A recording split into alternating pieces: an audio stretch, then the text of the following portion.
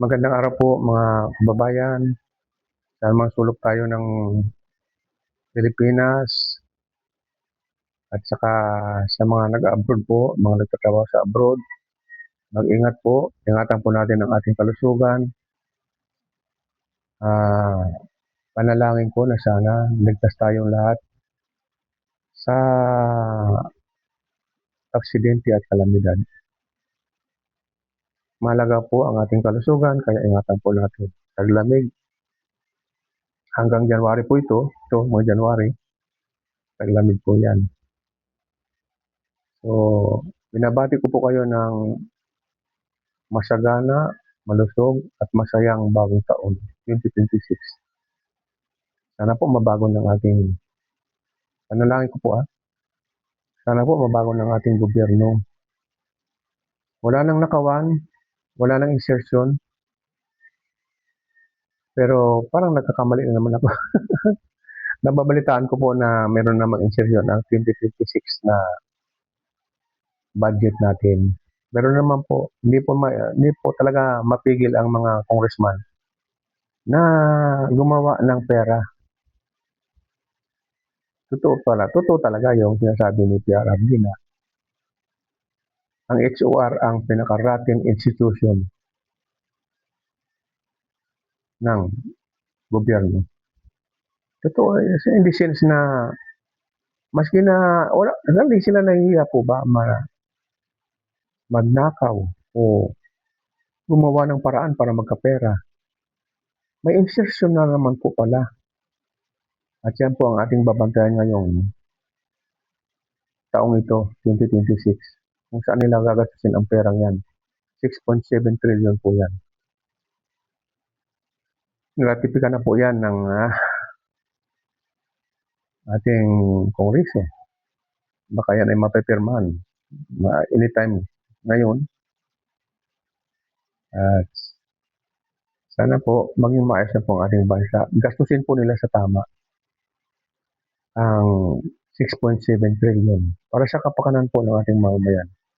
Pero hindi po yung tema ko, yung topic ko. Ang topic ko po ngayon ay tungkol sa utang na loob. O yung ugaling Pilipino. Yung ugaling Pilipino, yung respeto pala. Ang respeto po ba sa isang tao ay binibili? Hindi po. Ang respeto po ba sa isang tao ay hinihingi? Hindi po. Ito po ay inherent. Ito po ay likas na ibinibigay sa taong karapat-dapat na respeto. Respect begets respect. So, para sa iyo po, Mr. Congressman Barbers, dating Congressman Barbers, nalulungkot ka o sinasabi mo na mali ang batikos sa kasamahan mong namayapa na dahil siya ay kasamahan mo nagpakulong, nag-contempt sa mga resource person.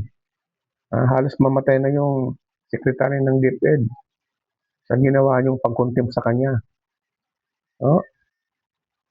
Yung dalawang intipil ka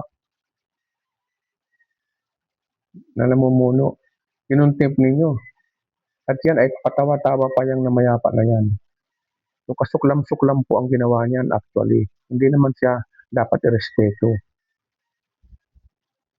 Sumaka-impyerno na sana ang kanyang kaluluwa sa ginawa niyang kasamaan. Masama po siya, hindi naman po siya respeto. Gumawa ka ng mabuti. At pagdating ng ikaw ay pumanaw na, ang masasabi sa iyo ng mga netizens, ng mga tao na nakakakilala sa iyo ay mabuting tao yan. Sayang. Pero yung namayapa, hindi kami nang hinayang nun. Hindi ka hinahinayang ang kanyang pagkawala. Sabi nga, salamat naman, mabuti naman. Nawala na kami ng pasusulduhin. Isa sa mga gumawa ng kasamaan.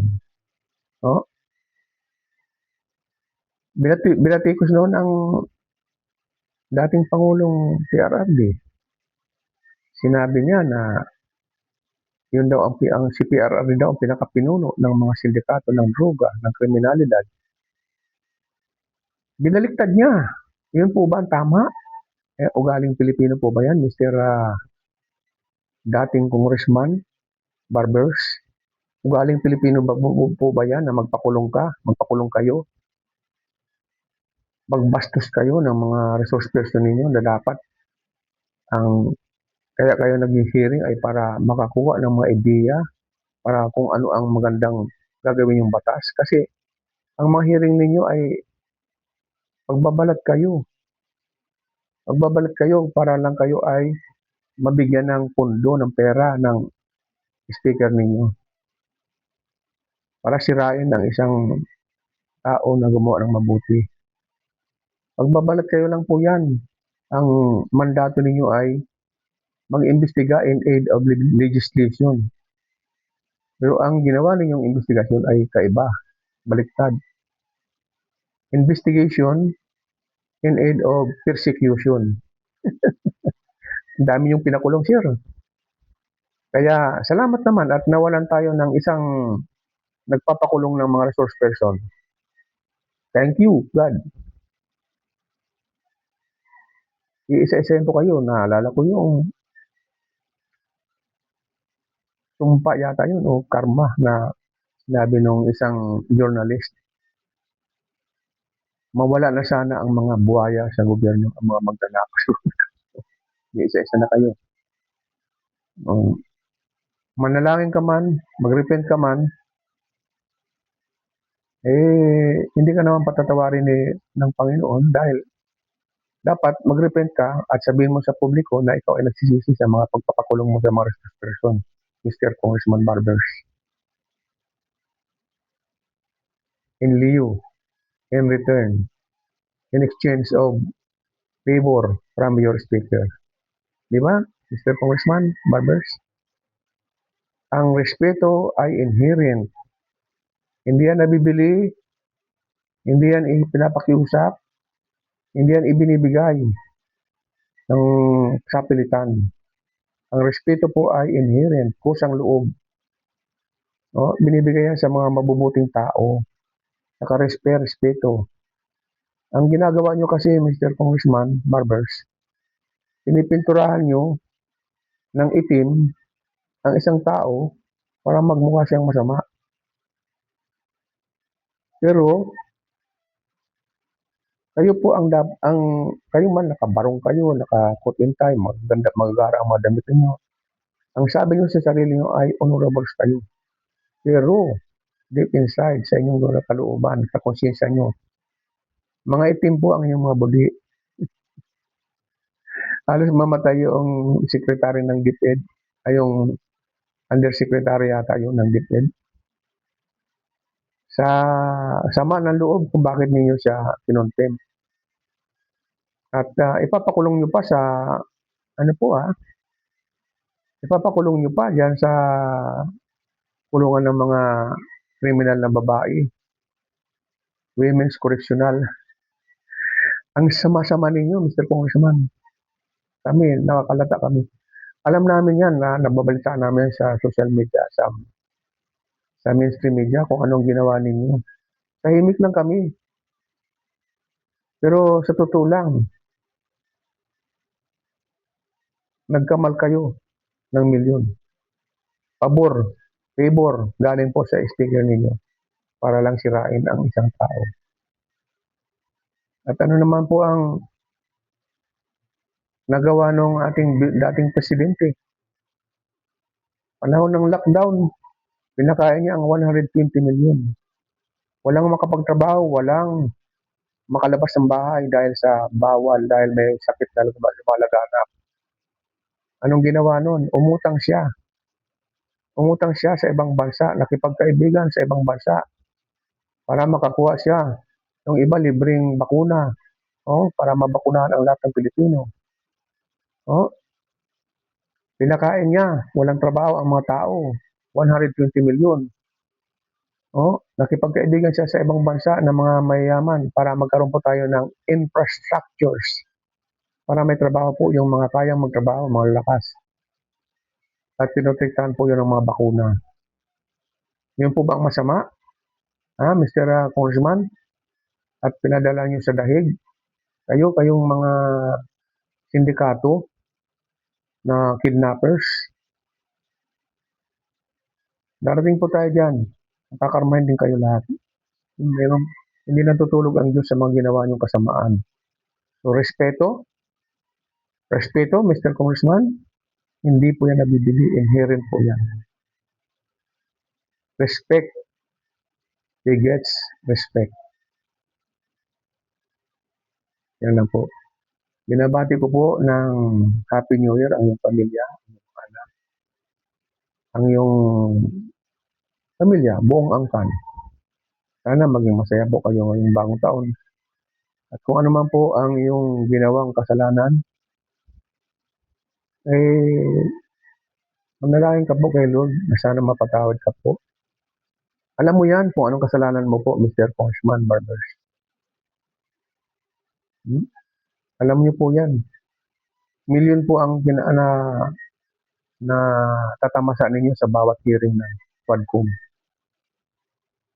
Milyon ang ganagastos namin dyan. Tira po ng taong bayan yan. Alam mo po yan, Sir Congressman, kung ano ang kahulugan ng respeto. So, yung kaibigan mo na namayapa na, dapat mapayapa na siya, pero inuukil-kil po ang kanyang ginawang kasamaan.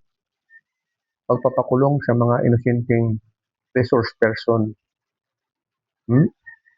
Pagbibintang ng mga kasong hindi nyo naman napatunayan. Biruin mo.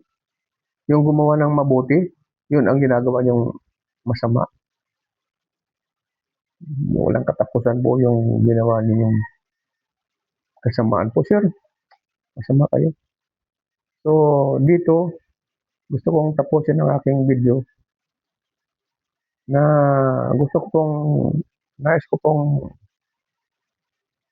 ipahayag din ang pahayag ng dating presidente na the most rotten institution we have in the government is House of Representatives. Nakabarong Honorable Kono. Pero magnanakaw. Hindi po lahat Hindi po lahat. Kasi kung tutuusin natin, ang pinagbibintangan ninyong congressman sa Davao, 51 billion, hindi nyo magaya-gaya ngayon Hindi nyo magaya ang kanyang ginawa. Pumunta kayo sa Davao, iniimbitahan niya kayo, libre kayong pumunta doon. Mag-imbestiga kayo. Kuha ang nagsabi, DPWH ang nagsabi na tama ang pagkaka-budget, pagkakapagpapagawa ng mga infrastructure doon. Di ba?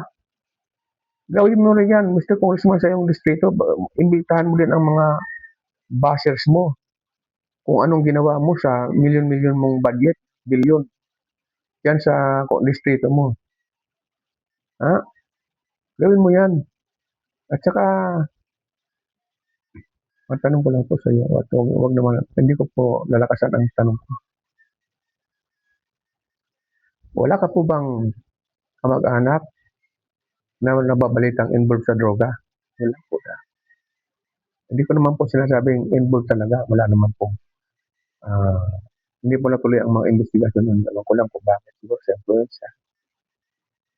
Pero nabalita po yun, na isa sa mga kamag-anak mo ay involved sa droga.